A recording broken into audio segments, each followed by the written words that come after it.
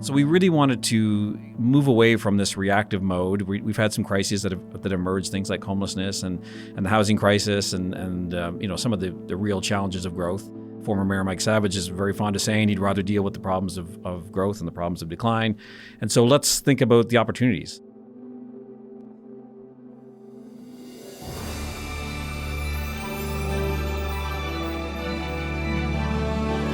He's James Collins. He is Alec Cranston, and this is the Matter of Fax podcast.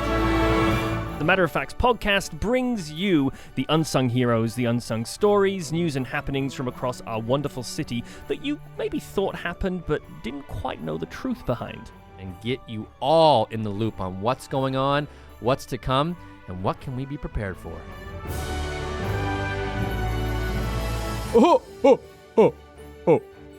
Welcome to Matter of Fax. I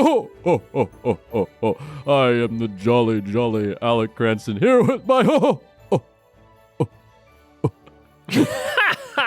Oh, it sounded like constipated Santa. I get Welcome. that. Todd taught me that Welcome one.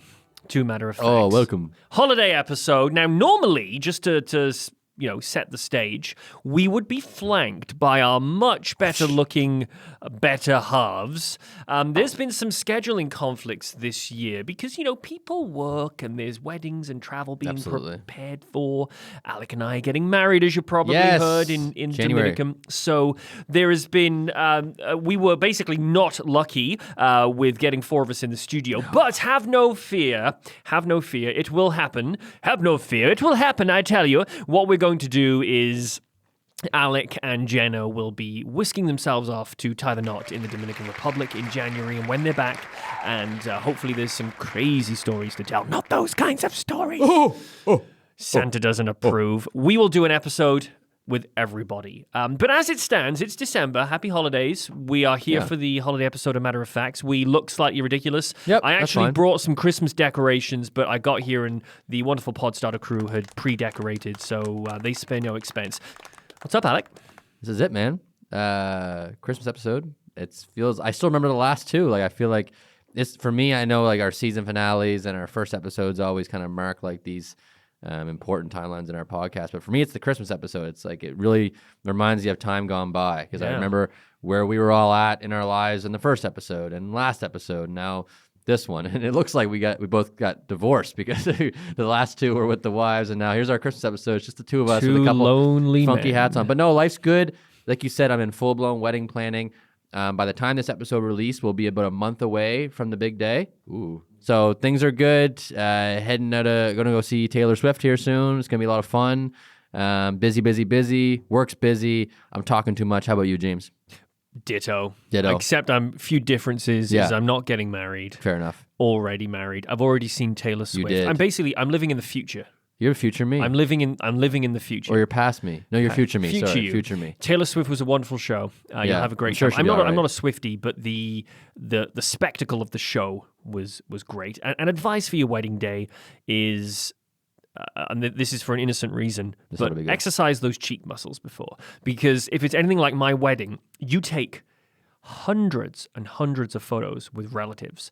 And then just when you think you can't take any more photos after the ceremony, a photographer says, hey, we've now got to do the official wedding shoot. And then when you feel like you've taken so many photos you can't take any more, you have your reception, and all night, everywhere you go, someone taps you on the shoulder and goes, Alec, couldn't steal a quick photo with you, could I? Yeah. And you find by the end of the day, your cheek, both of our cheeks were buzzing because you spend the whole day smiling. So, and if you're like me, you're a general grump who doesn't smile that much. It's okay. Then it's, muscles that you don't normally exercise. Oh, those cheeks. Okay. So do this 20 times in the morning. Just get used to smiling. I have been working on my smile, I'll be honest, and my friends who probably don't even listen to this podcast will roast me for it, but I did work on it the other day, right? I want to make sure I get the right amount of teeth, right? Because I got a little indent in one of my teeth. But if I clench properly, it goes away. Like, you can't see it. So anyways, I've been working on my smile. I wasn't sure those were the cheeks you were referring to, but I will make sure those cheeks are also ready. You want to learn to clench those cheeks too. So let's go into our first segment here because we genuinely have something very important to talk about. We do. And our first segment for today is the infamous Insane as the Crange. Insane is the crane. Insane is the crane. Kinda insane like the crane. Well, we have been waiting years and years for another crane story. And just as I thought the name Insane as the Crane was becoming irrelevant, Halifax has gone and done it again. Christmas Do you miracle. want to recount? I have some notes here if you'd rather I read from I'd rather those. you recount this one if you wouldn't mind. I'll recount and you can react. I'd love to react. So this is this is like pretty well prepared, but we're talking about a significant safety incident that happened on the McDonald Bridge, November 7th of this year. Authorities identified stability concerns, would you believe it, with a crane. This was a crane at a construction site on Wise Road, and people lost Not their wise. Not wise at all. Damn. No, the police and the Department of Labor pretty quickly closed the McDonald Bridge, evacuated homes, not every home, but a large section of Wise Road, then Windmill Road, Faulkner Street, Lyle Street. So we then basically had one bridge. As you know, traffic here is pretty busy these days. Maybe population has grown a little bit. So that caused an absolute crazy cluster, you-know-what, out there on the roads. Crews worked all night. And there was a press release went out that evening saying roads are probably going to be closed tomorrow. My wife actually had plans to be in the city for something early, so those all had to get changed. And lo and behold, we woke up on the morning of the 8th, and everything was good. They lifted the restrictions. They let people back in their homes. The bridge was open. But this is the important thing: is the company that were owned and managing that crane were lead structural formwork, or maybe it's lead structural formwork. Lead or lead structural formwork. No. But get this, they're the same company that were responsible for the crane collapse during Hurricane Dorian. No. So there was, of course, lots of property damage there. There's subsequently been legal action. Wow. And I won't say too much here because it is in progress, and the parties I do not believe have yet been to court. And there is going to be potential litigation, I believe, over this incident. So what do you make of that, Alec? We are talking about a crane on Insane in the Crane. I mean, it is as the crane. It is insane for all intents and purposes that it's the same, same company involved in that situation. Like you were saying, I won't get too much into that, but a Christmas miracle to have another conversation with a crane malfunctioning. I'm glad things worked out. But we joked directly on previous episodes and said, wouldn't it be great if something happened with another crane? Oh, they're going to come after us. And then. here it is. They're going to think we sabotage because we were getting a little dry on the crane topics, and then we decided to sabotage this particular crane. We just have a history with cranes, unfortunately. This is hilarious for us. Obviously terrible for those involved that that would happen, and there were some effects on the I think that same night.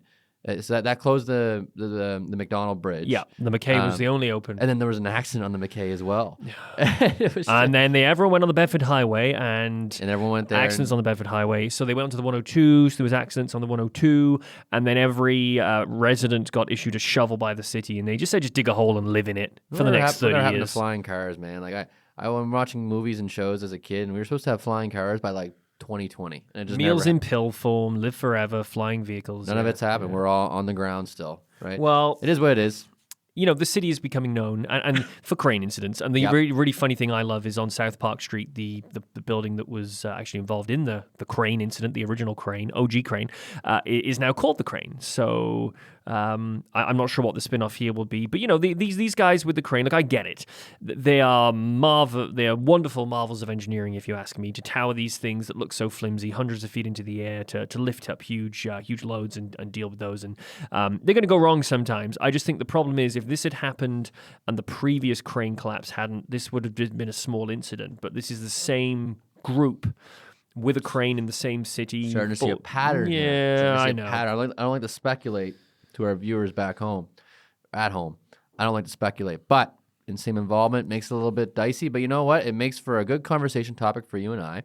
I'm going to say I'm not going to speak into existence another crane incident because it could be worse next time. Maybe the next crane incident is something funny. Yeah. Well, so all that rambles, that was okay. insane as the literal crane. Well, insane as the crane. Another one in the books. Let's hope for another crane story down the road. Maybe not as crazy as that one. This is a good segue into our next segment, a new segment to this season, the Harbor of Lies.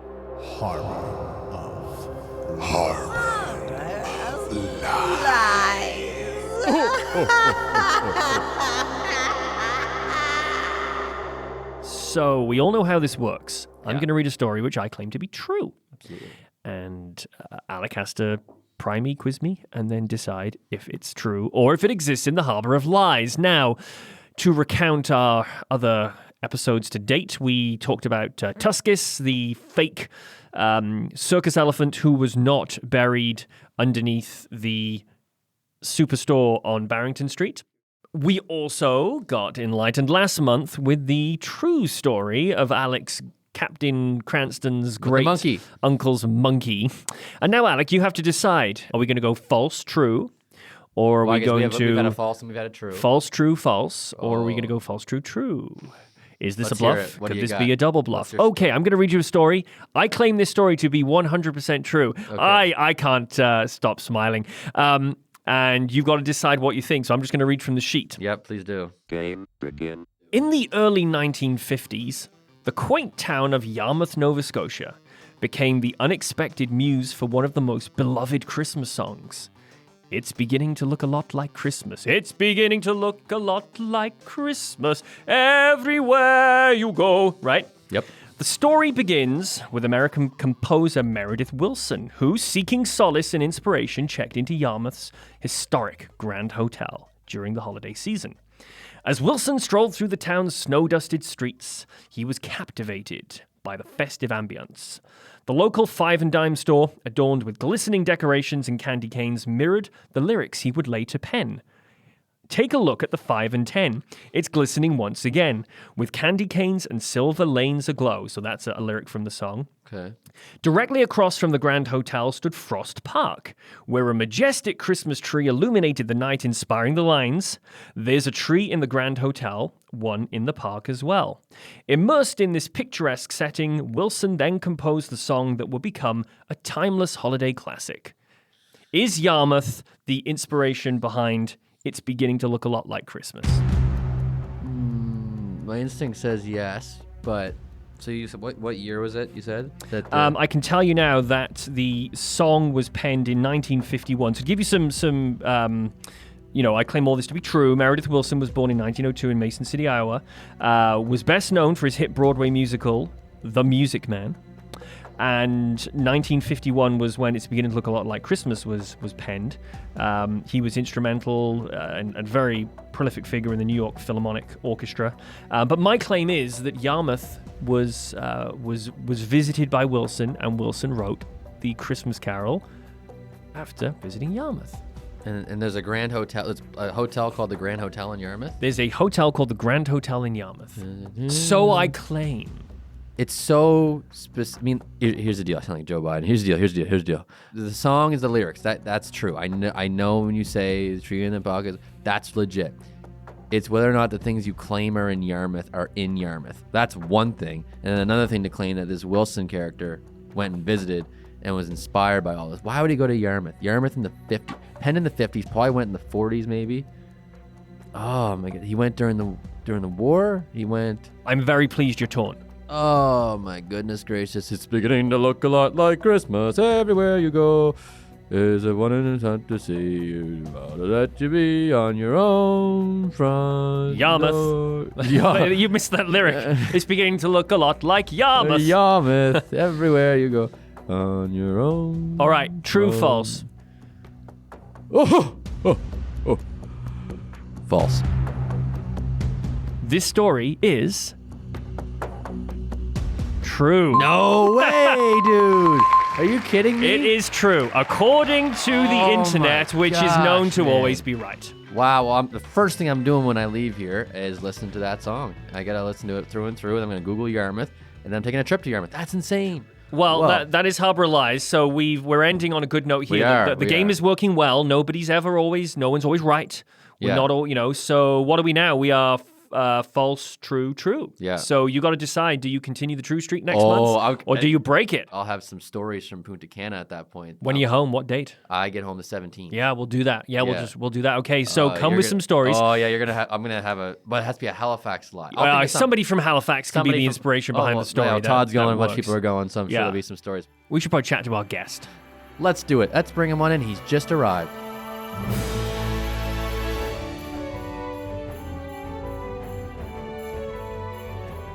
we've reached the final episode of the year. 12 glorious hours of programming, wouldn't you say so, Alec? I would say so. Yeah. Unbelievable. Yeah, we're keeping it as festive as we can on this episode, and we are thrilled to be joined by Paul MacKinnon, the CEO of Downtown Halifax Business Commission. So we've got a very solid bio here. This is a meaty bio.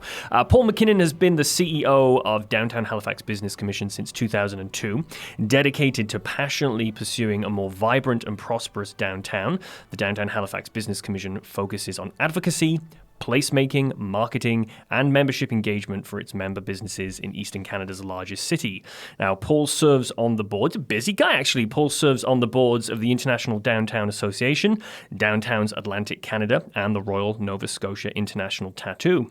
And in 2022, he was one of the first Canadians to receive a certification in leadership in place management. Wow, you're a busy guy. I find some things to do. I'm really feeling stressed at the moment because realizing now this is the season finale. Is this going to be like a MASH season finale where everyone loves it, or is this going to be more like a Seinfeld season finale? I guess that's up to me. Bit of both. Yeah. We're very, very open and honest on this podcast that we have great people on. We do talk about some very important issues in the city, but we don't take a whole thing too seriously at the same time. Otherwise, people don't listen. So if season 4 doesn't happen, it's not my fault. No, you'll be good. No, it's all good. Yeah, maybe you'll put a little bit of blame up. It's okay. Not a big deal. We might email you quickly. Yeah, it'll be fine. It's all good. It's all good. So welcome. I'm really happy to have you on. I know we gave a little description of who you are and what you do, but I kind of want to hear from you. Just you work for the Downtown Halifax Business Commission. Love to hear just what the goals of that commission are and what your day-to-day operations are like and stuff like that. Yeah, well, I've been doing this, it seems like forever. So I've been with Downtown Halifax Business Commission, I think, for 22 years. Before that, I was with an organization called the Spring Garden Area Business Association, where our mutual friend Bill McAvoy was the chair for a while. Bill? Bill. One of your earlier guests from season 1, I want to say. So yeah, I've been doing this kind of work really for, 27, 28 years, which is kind of hard to believe. It's really kind of all I've ever done. So I'm completely unqualified to do or speak about anything else. But yeah, it's fun. It's a really fun job. We were founded and we're funded by the businesses in downtown Halifax. So the way business improvement districts work all around the world is the businesses in a certain area, they get together and they decide that they want to put a levy on themselves, which is collected by the city and given to an organization that they create. And they put a board together, they hire some staff, and we do things like marketing and events and increasingly political advocacy and social work and kind of whatever it is our members need us to do. So, I've been doing this for a long time here in Halifax. Yeah, but some experience comes with that. I want to say I had a full head of hair when I started, but I actually didn't. You didn't? I've Okay. always looked like this, like Charlie Brown when I was 10. Well, normally people make I had that no hair. analogy. Back then, I had a full head of hair, so we appreciate the honesty. Let's talk Parade of Lights for a minute. So, this is the Christmas episode. For our listeners, we're recording this in late November. It's no secret that we're often a month ahead of time. Yes. So by the time this airs, either the parade has happened or it is happening, and there's probably people stood on Barrington Street already staking their place. That is a mammoth task. What is your involvement in terms of the organization? And then, if you can, just speak to this mammoth crazy task of stopping a provincial capital on a Saturday night in December to roll dozens of lit up trailers through. It is quite the task. It is quite the task. So I started with the Spring Garden Area Business Association August 1996. My very first day in the job, my predecessor was still there. And she said, we're going to this meeting. This meeting is a committee that's just been formed with a bunch of people that work in the downtown, and they want to have a Santa Claus parade because every great city has a Santa Claus parade, and we don't have one in Halifax, and we want to do that. And I thought, well, I have no parade experience. Anyway, that was then our first parade ran 1996. We had about 10,000 people show up. We didn't know if anyone was going to come. I can't remember how many floats we had, probably about 20 or so. It was a great event, and then we've done it every year. This is, except for, I guess we canceled one year for COVID. So this is the 29th annual Holiday Parade of Lights. So I've had involvement in various different ways. I've run the marshalling area before. I've been in the parade, both on a float as well as a kind of a walking participant. I've been on boards that kind of oversaw it. We haven't been actively involved since about 2014, but got back into it in a big way this year because the previous organizer, which was Saltwire, now owned by Post Media, made a decision this year that they weren't going to organize the parade for this year. It was a business decision that they made with the new ownership. So there was a bit of a scramble to figure out, okay, who actually does it, who can step up and organize such a mammoth thing, and we're in the midst of doing that. So if you're listening to this podcast, hopefully it's just about to happen or has happened and gone incredibly successfully. Participation in the Parade of Lights is who? Isn't it pretty much any well-represented business, organization, community group? Is there a certain type of person that you'd like to see in the parade? Are there also people you say, no, you can't be represented?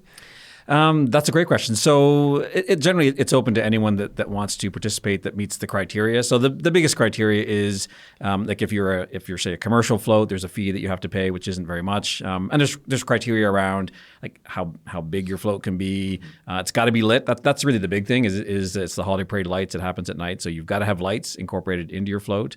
But there's also walking groups, and there's bands, and there's community groups, and there's fundraisers that happen. That's a really big part of it as well. It's I know traditionally it's the biggest food drive of the year and money drive of the year for Feed Nova Scotia. Nice. So that's really important. But there's also a limit. So I think over the years it's very unusual that we would say no to somebody unless they didn't meet those criteria. But there is actually also a capacity limit in terms of how long the parade can be, and that all has to do with the size of the marshalling yard and navigating street corners and policing capacity and kind of all these logistics that maybe we don't think about. So we usually aim for around 50 or so participants. And sometimes we get a few more and a few less, but there is an overall capacity as well. And then the final float, of course, has always got to be Santa Claus. Absolutely. And the Matter of Fax podcast we're float after Santa. We're going to do we should do a live podcast when you're on a float as we're going along. It's a really good experience. And cool. what you don't realize until you're sort of on the floats is how it sort of starts and stops as well. And the first year I was on a float, I was dressed as a reindeer, full reindeer suit at the front. And they had incorporated a almost like a railing, I suppose, in the float for me. And when I got on it, I was like, why am I going to need this? And they were like, believe me, you're going to need it. And one of the local tow truck companies was driving the Dartmouth Crossing float. And of course, that thing slammed its brakes on every 30 seconds. So I spent the whole evening, it looked very graceful and very perfect to people on the sidewalk, but I spent the evening basically being slammed into this railing. And had it not have been there, I would have been on Barrington Street. The first year I was actually in the parade. I was dressed as a clown. So I learned two things. One is you come up over the hill when it went kind of from downtown up to Spring Garden Road. Now it's the reverse, but you kind of come over the hill where Cogswell's now happening. And it's amazing. You suddenly just see all these people, and you feel like a rock star. The other thing I learned is that it is about 30% of children who are terrified of clowns. So it was kind of the best of both worlds. You made some kids very delighted, and other ones just you made them scream. Well, I think the mistake you made there was you kept the costume on and went to the grocery store afterwards, didn't you? Exactly. Anything the rest else? of your day, Yeah. The big pontoons shoes are really hard to drive in as well. They are. That's right. Yeah. Well, I'm very excited for the Parade of Lights. You said December 8th? December 8th, So it's right? December 8th, so it's a little bit different. It's a Sunday this year, Okay. And it's a little bit earlier because it gets darker earlier. So Yep. because it's a Sunday, we wanted to move it up an hour, so it starts at 5 o'clock, not 6 o'clock. The organization started later this year because of that change in ownership, so that's why it's a bit later. But it'll be interesting to see what feedback we get. Maybe this will become a permanent change. Maybe we'll find Sunday night is better. Maybe we won't. Maybe we'll find later in December is better. Maybe we won't. So this may be a one-off in terms of this timing. But yeah, December 8th at 5 o'clock is when it starts. Well, good luck. Well, mark that in your calendars, everybody. Unless this podcast has been released. Well, we hope you enjoyed it. afterwards. We hope you enjoyed it and had a great time. I'm hoping I'll probably go. That sounds great. So just adding on to that, I'm going to pivot a little bit. That's just one of the many great things in downtown Halifax that we have to offer and everyone knows about. So I do want to pivot to something that you are involved in, which is Downtown Halifax Vision 2030. It's funny. It's a reoccurring theme on our podcast about the future of Halifax. And in our first couple seasons, we kind of got away from it a bit, but we'd always ask this question at the end of the podcast to whoever our guest was, what is one thing the city of Halifax can be doing better? So as good as we are and as good as we're getting, we're always looking towards the future and how we can improve. Being one of the main questions for your Downtown Vision 2030 was, what big moves must happen now to ensure downtown Halifax's success for the future? Which I love. I love that we're growing. I love that more is happening. So I guess to start off, I'd like to just hear from you a summary on what is Downtown Halifax Vision 2030 and what are its overall goals. Sure, I'd love to talk about Downtown Vision 2030. So every downtown across the world really was really hit particularly hard through COVID because, of course, downtowns thrive on vibrancy and people gathering and being dense, spaces, urban spaces. That, of course, all got totally hammered during COVID, and our downtown, as well as many downtowns, has been in a recovery mode ever since. But we're seeing some really positive things happening in downtown. Some things that were unexpected. The growth that we're seeing was a bit of an unexpected consequence coming out of COVID. So we really wanted to move away from this reactive mode. We've had some crises that emerged, things like homelessness and the housing crisis, and some of the real challenges of growth have hit us hard. So we wanted to take a step back and say, but let's envision what the future is. Former Mayor Mike Savage is very fond of saying he'd rather deal with the problems of growth and the problems of decline. And so let's think about the opportunities that we've maybe never been able to seize on before because we haven't had this growth. We've always been kind of either in Halifax growing slowly, but in Nova Scotia kind of in this period of stagnation or decline. Mm-hmm. That's all changed now. So now we can kind of dream bigger perhaps than we ever have before. And so Downtown Vision 2030 is really about articulating a future. Where do we think that we're going? What are those investments that we need to make to kind of get us to that future that we want to see happen? Let's just be a bit more proactive about the way that we grow, and let's really become the city that we all want to be when we grow up. So last year we sat down, kind of created a process, a public process for creating Downtown Vision 2030, and that entailed a number of stakeholder sessions. We pulled together what we called our urban experts group, which was about 20. We pulled together 25 people that we thought were kind of the smartest, brightest people that we thought on urban issues. Kicked it off with that. We had a number of stakeholder sessions. We had a public questionnaire that went out. That all led us to about 150 great ideas. We actually had about 200 ideas. 50 of them were terrible. About 150 of them were pretty good. Yeah. We narrowed that down and kind of kept kind of chipping away at it and through a process and a matrix and scoring system, that type of thing. What we ended up with was Downtown Vision 2030, which consists of 4 transformational moves. So kind of 4 categories. Here's the areas that we would need to focus on. And then we've got 17 particular recommendations, 4 transformational moves. And off the back of this, so you've got the consultation, you've got the ideas, and I'll tell you, on paper, this looks really, really good. Now, getting this into motion, there's buy-in from a lot of tiers of bureaucracy, and obviously money is required, and some adoption by the residents. So, where do you go from here? How big is the challenge ahead to take what I'm looking at, which really looks impressive, and put that plan into place? Yeah, so right now I kind of feel a little bit like the dog that caught the car. So putting the vision together was kind of the fun part. It was really it was about sitting in rooms and talking to people and having big ideas and that type of thing. And then that all led us to last June. We had a launch. We went down to Queen's Mark. We opened it up to the public. We had free pizza and ice cream, and we had like different boards that were up and people could give feedback, and we had political representation there. So we had politicians show up at all 3 levels of government. Everyone was very excited, and what we found was the reaction was pretty good. I think the most negative reaction we got was, well, what about this idea? I like this one. How come that's not on the list? But for the most part, people really seemed to like the vision. So once we had done that and we realized this is really popular, people like it, that's when it kind of sank in that, now we have to figure out how to do this, right? So who's actually responsible for implementing it? What is this all going to cost? It's one thing to have, the Minister of Economic Development show up at a launch and say, we like this, but it's quite another thing to say, okay, now we want funding for particular projects. And so that's the phase that we're in right now. And so a lot of this will have to be politically supported. So a number of the projects we have on here, will need funding from 1, if not 3 levels of government. And so we're trying to figure out what does that process look like in terms of getting real buy-in from the new mayor and the new council, real buy-in from the next provincial government. We're in the midst of an election right now. By the time this airs, that probably will have been decided. Mm-hmm. So how do we go about doing that? So we're really looking at, we don't want this to be just another plan that sits on a shelf that maybe people like but never gets worked on. We really want to keep it active and really get that buy-in, particularly from government, but increasingly from the citizens as well. So that's the process that we're working on right now. Okay, right on. So I guess my question would be right now, what would you say is the biggest opportunity that we have in Halifax? Like, there's a lot of different ideas, but right in your own opinion, right now today, what is something, if you could snap your fingers, you would change or you would improve right away?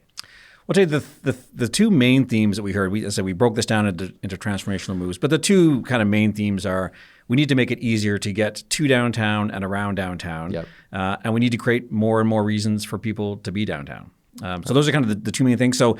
And especially being in the midst of kind of two elections back to back, we've talked with a lot of candidates, and no matter what district they're running in, what they hear on the doorstep is traffic is terrible, the transit system is terrible, it's just getting worse and worse to come downtown or even to move around anywhere, no matter where you're going in the city. And so we're transforming from this medium-sized city to kind of a bigger city. But our transit system, it's had tweaks over the years, but our overall transportation system isn't really much different than it was, in 1970, 1980. So the general sense is, and most people seem to agree with this, we need a fundamental shift and a change in how we're doing that. So maybe that's light rail. It's probably incorporating fast ferries. It's incorporating bus rapid transit. Mm-hmm. We need to completely change the transit system.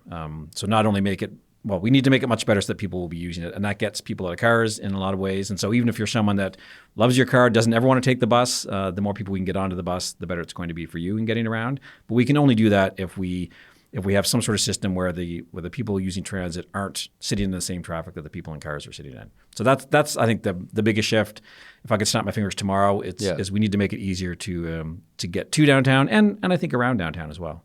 Yeah, I've heard a lot of different opinions. I ask this question all the time because we deal with a lot of businesses that are looking to either stay downtown Halifax in their space, or they want to leave downtown because of the difficulty of getting in there, and whether it's parking or traffic. I've heard some people say add a third bridge or add another ferry route from Bedford. What are your thoughts on those kind of solutions? Like, do you think something like that, like adding a third bridge or do it next month? They say too. Next month. We need it like bring soon. It up. Yeah. I know. What are your thoughts on stuff like doing something like that? Well, I think that's the. I mean, there's a couple of big challenges. One is the geography of this place. So even adding a third bridge, it probably just moves the bottleneck.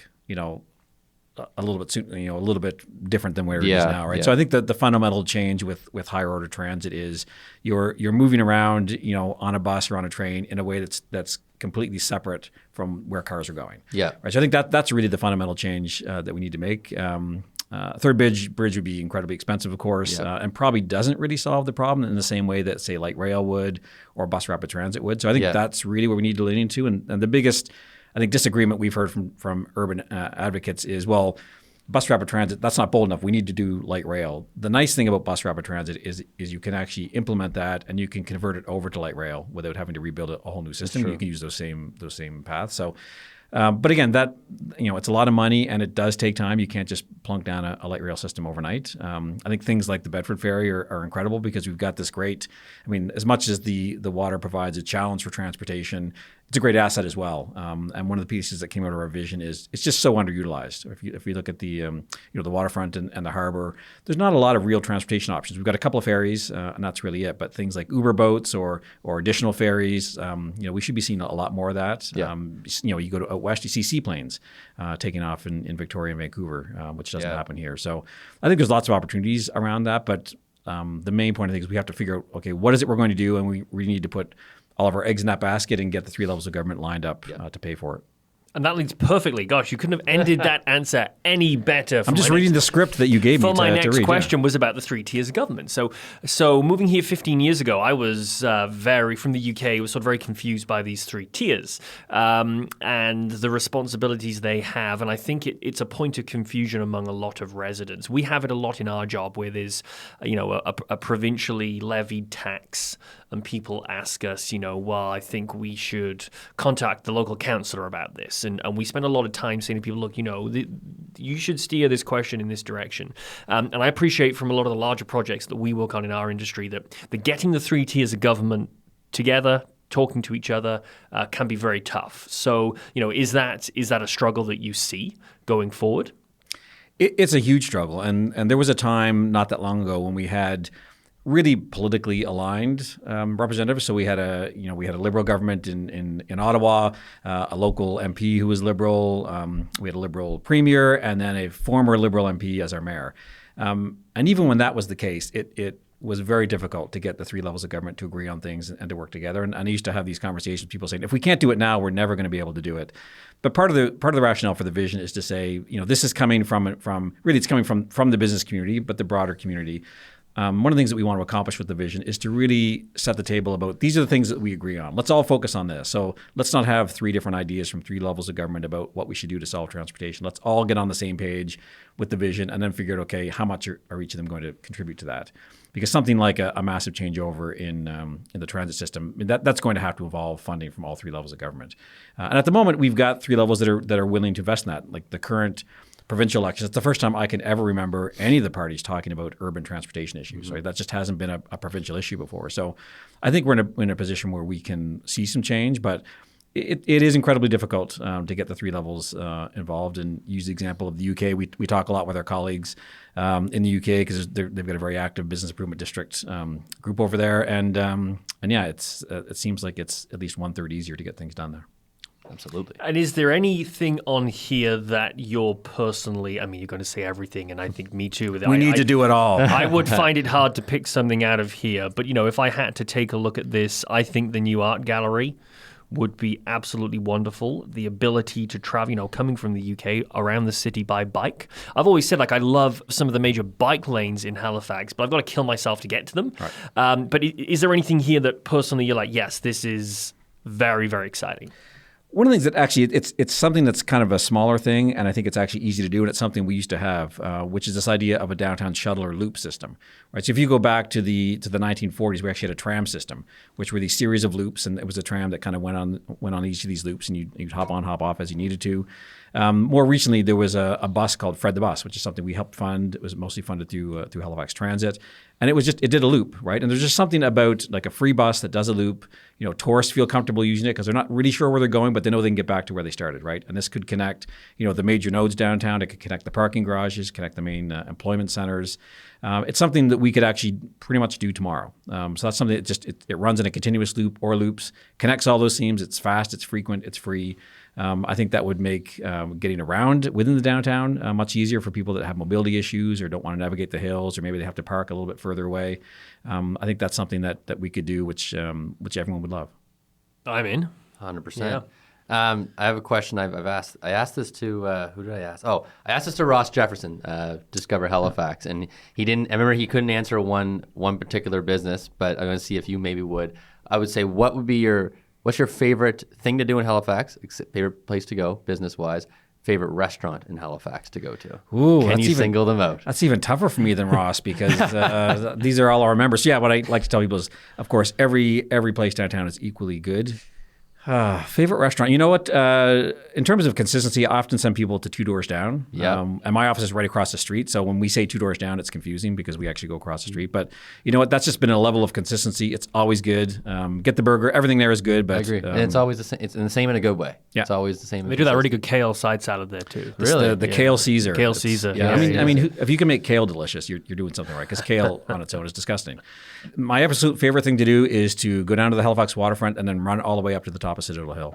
Really? It's not really my favorite thing to do, but wouldn't it be cool if I actually could do that without passing out? And then you come back down and you just go around and do a few of those. Exactly. In the morning. That's right. They'd sit on the hammocks then at the bottom. Yeah. But when we had Fred the Bus, I would hop on the bus and do that loop up to Citadel Hill. So, I mean, it sounds true. I mean, the waterfront is it's an amazing place. Whenever we have friends or family that come here, we're going to take them to the waterfront, especially in the summertime. And the more I travel around and see other waterfront cities, I was just recently in Seattle. And my impression with Seattle was, they've got a huge waterfront there. They should send a team to Halifax and see how we're doing it. That would really improve their waterfront. And our waterfront has shown, like downtown, that we can host major events. I mean, SailGP, incredible how that went down. Oh yeah, there. that was exciting. With the Jazz Fest when it comes down there, and right now what I love is, I believe it's going on right now, is the Evergreen Festival down there. Love going down there, checking out all the little shops. Very nice Christmassy vibe. Feels like you've kind of walked onto the set of a Hallmark movie, but it is quite nice. We are at time here, and this has been a very enlightening interview, and I think a very productive discussion. But to end, and the final question is, and I love asking people this in my personal life, is: do you have a weird family Christmas tradition? Ooh. Families have some of the strangest things. We're not talking about wearing the same PJs and taking an Instagram photo. Like some of the weirdest things, which in that family are so sacredly traditional, but to people outside, they go like, what? Is there anything in I don't know if this is a tradition, but maybe an interesting story. So my father would always talk about how poor he was growing up and how tough they had it, and he would say the only thing they ever got for Christmas was smoked kayak. This is what he used to tell my brother and I. And so one Christmas when we were kids, we woke up and we went out to open up our stockings. That's the only thing we were allowed to open before our parents got up. And there, hanging from the ceiling, were a bunch of smoked kayaks. That my father had strung up. So I've always thought I should do that with my kids. I should be telling them these stories and then follow up with something. But No, that's good. Yeah, and the irony is we don't really have one in our family. Do you have a crazy? Well, your brother flies in dressed as Santa and drives around your neighborhood. He never comes. Oh, that's what comes from Norway. Actually, yeah. He wears the suit on the flight. Oh. Yeah. We don't really have we have a lot of nice traditions we've done since I was a kid, and we had a lot of different ones when we lived in Heron Cove. No weird ones. I do I'd say it's not even really Christmas, but I do a hockey game every year with my best buddies, and it's the night before Christmas Eve. Used to be Christmas Eve, and then it was hard to get a full roster, so we do the 23rd. We play that night. We go and have a good time. So that's like my own little tradition. Me and my brother do. It's your tradition. It was my dad's. He did it for a while with all his buddies. Then he was like, I don't know if I really want to organize this anymore. You take it on. So I started doing it. But we do a lot of the traditional, like just get together and. We go visit our grandma. Well, what we usually try and do on Christmas Eve actually now is we go visit my grandmother's in the North End. My parents live in the North End. Go visit her in the Hydros Dome. And then we make our way back, and we like to pop into the Brown Hound. It's a nice spot to have a cold pint and a bowl of soup or something like that. And then we go back to their place and have some more drinks. So it sounds like what I'm basically saying is our traditions revolve around drinking. No, this is the East Coast, I expect. As it less. should, or as it is. Yeah, as that's how it should be. Absolutely. Paul, this was wonderful. Thank you so much for coming on the podcast. Happy holidays to you and yours. And we'll what we'd like to do, as we say to our guests, is as these things advance, we like to bring people back on and talk. So let's chat in a little while, and you can update us on where this project is. yeah, I'd love to do that. Perfect. Thank you. Thank you. Thank you once again for tuning in to the Matter of Fax podcast. But you can get more of us. You can subscribe on any good podcast provider. You can follow us on Instagram at Matter of Fax Podcast. And for all that great feedback and abuse, you can send it by email to halifaxpodcast@gmail.com. And of course, you can always find James Collins and I on the internet. Please do get in touch, and we look forward to seeing you next time.